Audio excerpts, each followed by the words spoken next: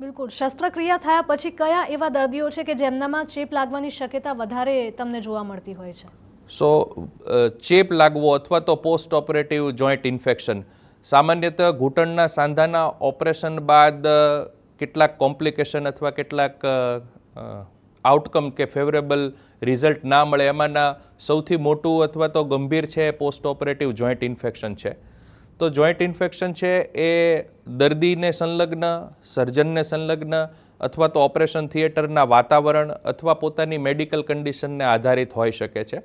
અને એ ચેપ ન લાગે એના માટે યુનિવર્સલી સ્ટાન્ડર્ડ કોડ્સ હોય છે, એ પ્રમાણે સ્કિન પ્રિપરેશન કરવામાં આવે, એન્ટીબાયોટિક્સ યુઝ કરવામાં આવે, ઇન્સ્ટ્રુમેન્ટ્સનું સ્ટરિલાઇઝેશન કરવામાં આવે અને એ દર્દીઓના સ્કિનની પ્રોપર કેર કરવામાં આવે જેથી કરીને ઇન્ફેક્શન લાગવાની શક્યતા ઘટે.